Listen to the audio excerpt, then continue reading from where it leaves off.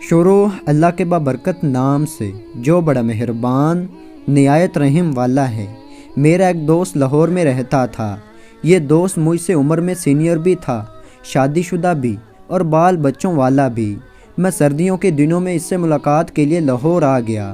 ہمارا پروگرام تھا ہم دونوں چند دن لاہور میں رہیں گے، اس کے بعد برف باری دیکھنے کے لیے مری چلے جائیں گے اور میں ایک ہفتہ گزار کر واپس جنگ آ جاؤں گا۔ میں 10 گھنٹے کے طویل سفر کے بعد شام کے وقت لاہور پہنچا۔ شہر شدید سردی کی لپیٹ میں تھا۔ میں رکشہ لے کر دوست کے گھر پہنچ گیا۔ اس نے دروازے پر میرا استقبال کیا۔ میں گرم جوشی سے اس سے لپٹ گیا۔ وہ بھی مجھے گلے ملا، لیکن میں نے محسوس کیا اس کے معانقے میں گرم جوشی نہیں۔ وہ مجھے اپنی بیٹھک میں لے گیا۔ اس نے چائے کا بندوبست کیا اور میرے سامنے بیٹھ گیا۔ میں اس سے بلا تکان گفتگو کرتا رہا، مگر وہ گفتگو میں میرا ساتھ نہیں دے رہا تھا۔ وہ بات چیت کے دوران کھو جاتا تھا۔ میں اس کی غیر حاضر دماغی پر خاموش ہو جاتا تو اسے بڑی دیر تک میری چپ کا اندازہ نہیں ہوتا تھا۔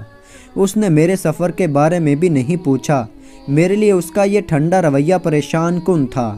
میری پریشانی اس وقت مزید بڑھ گئی جب اس نے مجھ سے پوچھا، آپ خیریت سے لاہور آئے ہیں؟ میرے لیے اس کا سوال بم ثابت ہوا، کیونکہ میں اس کی دعوت پر لاہور آیا تھا۔ میں نے حیرت سے اس کی طرف دیکھا۔ اس نے دوسرا سوال پوچھا، آپ کتنے دن لاہور میں ہیں اور کہاں رہیں گے؟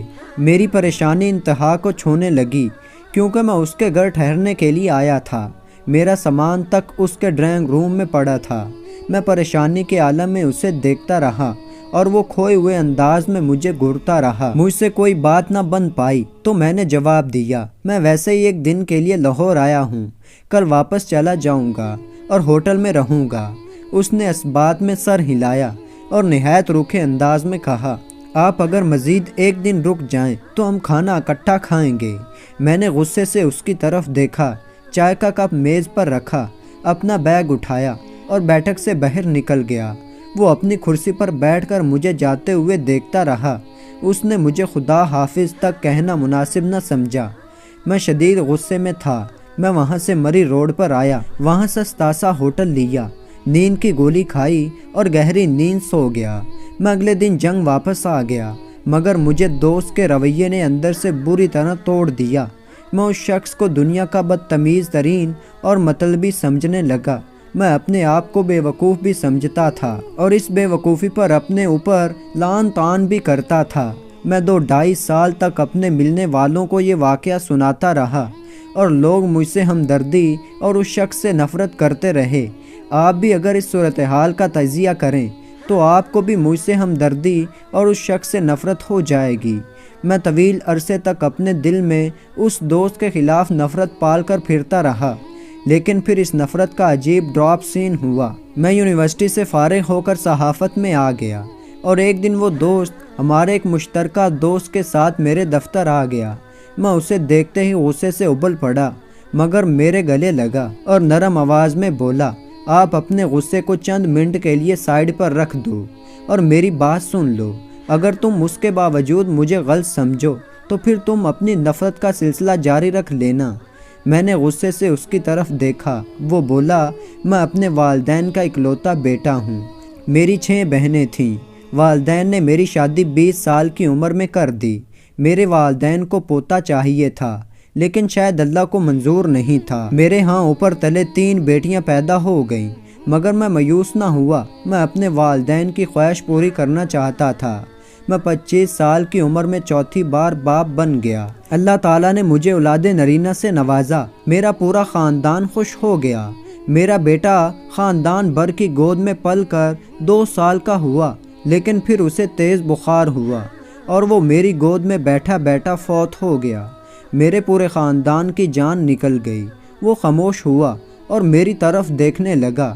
میرا غصہ ہمدردی میں بدلنے لگا۔ اس نے پوچھا، آپ جانتے ہیں وہ بچہ کس دن فوت ہوا تھا؟